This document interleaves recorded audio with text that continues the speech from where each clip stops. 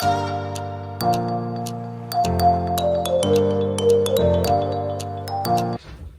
buenas tardes. Estamos aquí de nuevo para ofrecerles el segundo capítulo de esta serie hablando de fútbol chapa.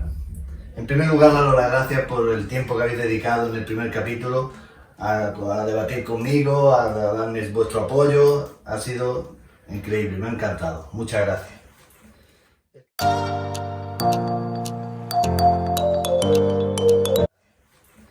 El capítulo segundo va a tratar sobre la actividad física en el fútbol chapa. Vamos a demostrar que en este deporte hay una pérdida de calorías y un cambio en nuestro organismo muy similar a un deporte donde se haga ejercicio un tenista, un futbolista, un velocista del atletismo, ya lo veremos. Es similar, todo eso que dicen que este deporte no es deporte porque no hay pérdida de calorías y demás, no es cierto. De hecho, ya en el fútbol chapa, un open que dura un día entero, te tiras dando vueltas alrededor del campo, haciendo movimientos, agachándote, que todo eso tiene un desgaste de calorías bastante alto. Pero también está el desgaste de calorías mentales, que es lo que más usamos en el fútbol chapa. Se han hecho muchos estudios, yo he elegido 3 así significativos que se acomodan muy bien a las características de nuestro deporte. El primero es el de la Universidad de Ljubljana, en Bélgica. Ahí se juntaron un ajedrecista de alto nivel y uno de nivel medio y se enfrentaron. Entonces, con monitorización y demás, se vio que el de alto nivel, que siempre ganaba, pues no sufría apenas alteraciones en su metabolismo, ni tensión arterial, ni frecuencia, se mantenía estable. Y el otro sufría una subida de tensión bastante acusada y la frecuencia cardíaca se le disparaba.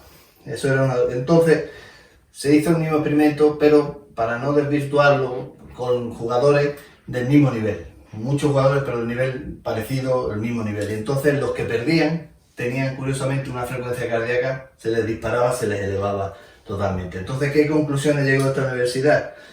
Esta universidad dijo que los momentos tensos del partido, cuando usted no está jugando partido y está en momentos tensos, va empatado, le queda poco tiempo, momentos que todos sabemos que está en tensión, el ritmo cardíaco sube de manera espectacular. Y se produce un consumo pobre de grasas y muy elevado de hidratos de carbono, que esto se produce en los ejercicios físicos también de deporte grande. ¿Qué pasa con esto? Que el deporte la grasa es una reserva que tenemos a largo plazo. Y cuando el organismo hace un ejercicio brusco y está cansado, está haciendo más ejercicio del que realmente le interesa, pues tira de los hidratos de carbono, que es una fuente de energía rápida, que convierte los azúcares, los pasa a la sangre. Se convierte en azúcar el hidrato de carbono y pasa a la sangre y es una fuente de energía rápida, pero claro, produce mucho desgaste y mucha fatiga, porque es como si tú tienes un motor y lo enciendes, lo aceleras, al final hay un gasto de fatiga y un desgaste que ya vemos que influye mucho en el organismo. Eso se demostró que también pasaba en los deportes, entre comillas, estáticos. Entonces, ¿qué otra conclusión se sacó en esta universidad? Interesante, pues también fue que produce estrés. El estrés es lo que luego da lugar a la tensión emocional a los deportes de poco ejercicio físico. Y pone a prueba el sistema nervioso, el hormonal y el cardiovascular. Estas fueron las conclusiones, así a grosso modo, de la Universidad de Ljubljana. Luego el Instituto de Cultura Física de Moscú hizo los mismos experimentos iguales de jugadores de ajedrez y demostró que el esfuerzo mental sin movimientos musculares, solo mental, podía producir problemas psíquicos, producía aumento de la frecuencia cardíaca, como ya hemos visto, y la tensión arterial subía entre un 20 y un 30% en todos los jugadores. Se ve que hay un desgaste físico grande. Luego la tensión emocional baja el rendimiento. ¿Y qué provoca la tensión emocional? El estrés. Entonces el estrés se demostró en esta universidad que cuando el organismo hace un ejercicio fuerte físico de correr, un futbolista que corre la banda, eso protege a su propio organismo del estrés y por lo tanto de la tensión emocional, que es lo que desgasta al deportista. En nuestro caso no tenemos ese desahogo para el organismo de dar una carrera o de pegar un grito, entonces aumenta la tensión emocional en nosotros y es mucho más perjudicial que en otros deportes que se gastan tantas calorías y son tan excesivos.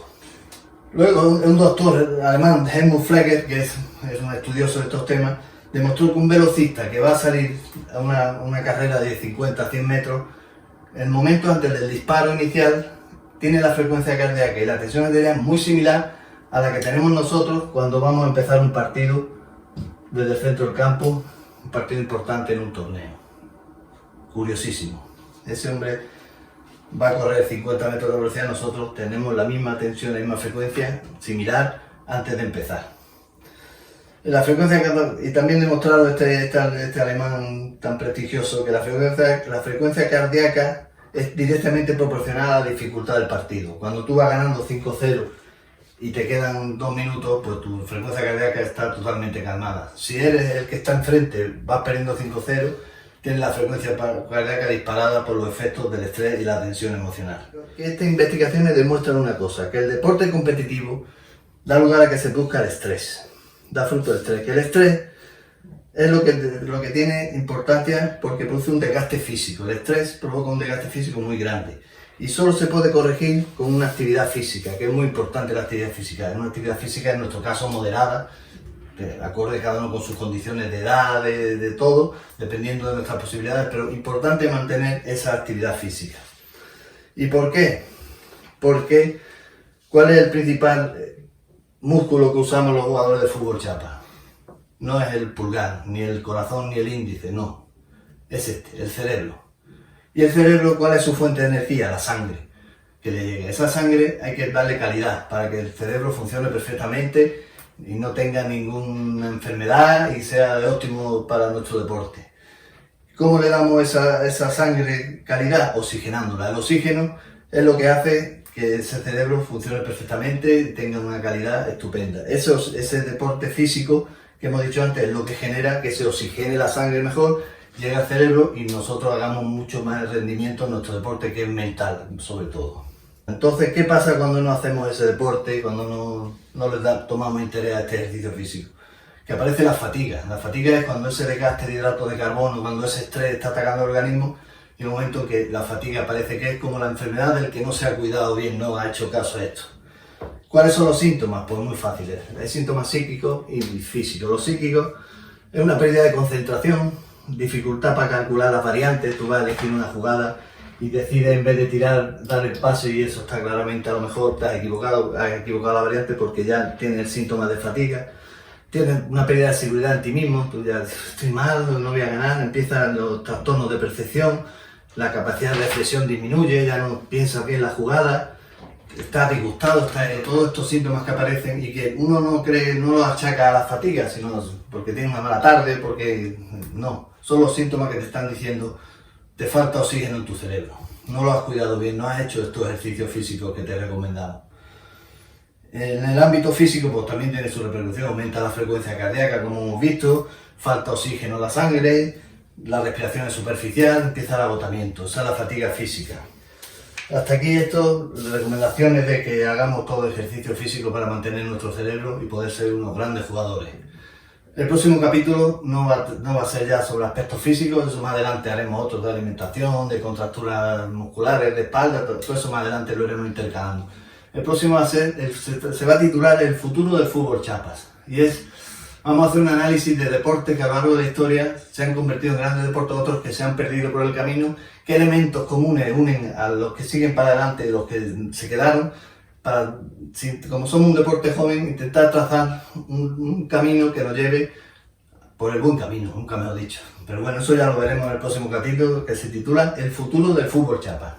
A ver si os interesa. Y como dije el otro día, me gustaría acabar con una reseña histórica, un poquito de culturilla así de nuestro mundo. ¿Quién inventó la chapa?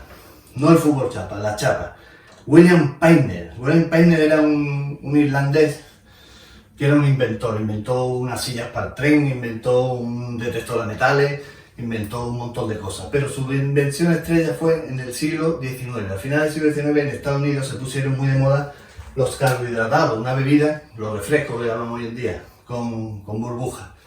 Ellos le atribuían propiedades medicinales, lo curaba todo. Entonces, ¿qué pasaba? Que lo que le curaba todo y su característica era el burbujeo. Eso se perdía a los 2 días. Tú dejas una botella de Coca-Cola abierta y al día siguiente ya no tiene gas. Entonces, el tapón, para que mantenga el gas. Pusieron tapones de corcho con una cuerda de alambre, bolas, de todo, alquitrán, y no funcionó. Hasta que este hombre dio con en 1881 inventó el Crown Cork, que significa corcho de corona, llamado tapón de corona en España lo llamamos tapón de corona, y al poco tiempo lo rebautizamos como chapas. Menos mal, imaginaros que yo fuera miembro del club de fútbol Tapón de Corona Málaga. No suena igual, ¿verdad? Suena mejor Fútbol Chapa. Muchas gracias, hasta el próximo día.